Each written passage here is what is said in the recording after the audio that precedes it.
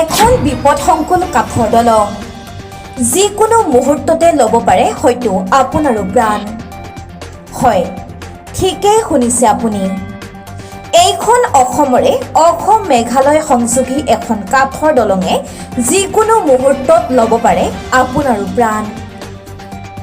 এই দৃশ্যটোলৈ মন কৰক এক ভয়ংকৰ গাৰ নোম শিহৰণকাৰী এই দৃশ্য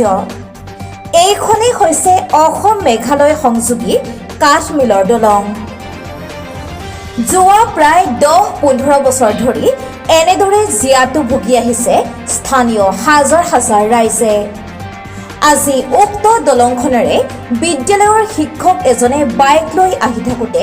দলংখনৰ ভগা অংশত নিজৰ ভৰিখন পৰি বাইকখন হাতৰ পৰা পৰি শিক্ষকজন পানীত বাগৰি পৰি যায় যদিও শিক্ষকজনৰ কথমপি প্ৰাণ ৰক্ষা পৰে উল্লেখ্য যে চৰকাৰখনে এখন আৰচিচি দলঙৰ কাম কৰিবলৈ বাজেট ঘোষণা কৰি দিছিল যদিও 5 বছৰ উকলি যোৱাৰ পিছতো ঠিকাদাৰে কাম সম্পূৰ্ণ কৰিবলৈ সক্ষম নহল পিছে প্ৰশ্ন হয় বিজেপিৰ নিকা চৰকাৰখনে পাৰিবনে এনেকুৱা ঠিকাদাৰৰ বিৰুদ্ধে উচিত ব্যৱস্থা গ্ৰহণ কৰিবলৈ নে এনেদৰে নিজৰ মই মতালিৰে ঠিকাদাৰে চলাই যাব নিজৰ কাম অৱশেষত পানীত পৰা শিক্ষকজনে সংবাদ মাধ্যমৰ আগত এনেদৰে নিজৰ মন্তব্য আগবঢ়ায় আজি মই স্কুলত ৰাওনা হৈছোঁ মোৰ ঘৰ ফকীৰগঞ্জত মোৰ স্কুল হয় টুমনিজীৱিত আহোঁতে আমাৰ এখন দলং দক্ষিণ হাৰং সমষ্টিৰ আমাৰ এই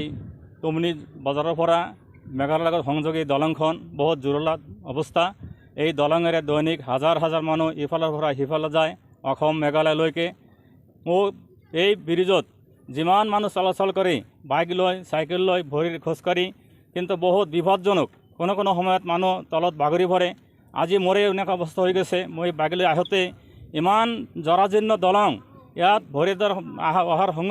লগে লগেই আমি পানীত ছিটিকি পৰি গৈছোঁ গভীৰ পানী 5 ফুট অনুমান 5 ফুট তলত গৈছিলোঁ তাৰ পৰা আল্লাহ তালা মোক প্ৰাণ ৰক্ষা কৰিছে মই কোনোমতে সেই ব্ৰিজৰ খুঁটিখন ধৰি ৰাখিছিলোঁ এজন নাৱৰীয়াই তেওঁ মোৰ ভাই সোনকালে আগুৱাই আহি মোক তাৰ নাৱেৰে উঠাই লৈ আছে পাৰত আৰু বাকী মানুহবিলাকে যিবিলাক ভাইকল আছিলে মোৰ বাইকটো তাৰ পৰা লৈ আহিছে খুব বিপদজনক আমি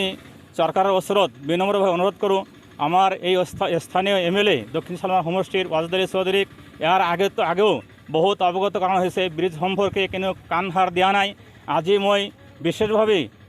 আবেদন কৰিছোঁ কৰ্তৃপক্ষ যে মন্ত্ৰী আছে আমাৰ এই বিভাগৰ তেখেতে যেন উচিত তদন্ত কৰি আমাৰ এই সংযোগী ব্ৰিজখন ভালকৈ দিয়ে আৰু ইয়াৰ ওচৰতে এটা RCC ব্ৰিজ হৈ আছে আজি প্ৰায় 5 বছৰমান হ'ল ইমান দীঘলীয়া সময় লৈছে এই দীঘলীয়া সময় লোৱাটো আমাৰ বিপদ টানি আনিছে আমি অনুৰোধ কৰিম সোনকালে এই RCC ব্ৰিজখন ভাল কৰিব লাগে লগতেই এই মানুহ চলাচল কৰাৰ কাৰণে এই কাঠৰ দলংখনো ভাল কৰি দিব লাগে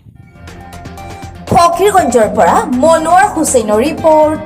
ব্ৰহ্মপুত্ৰ লাইভ 24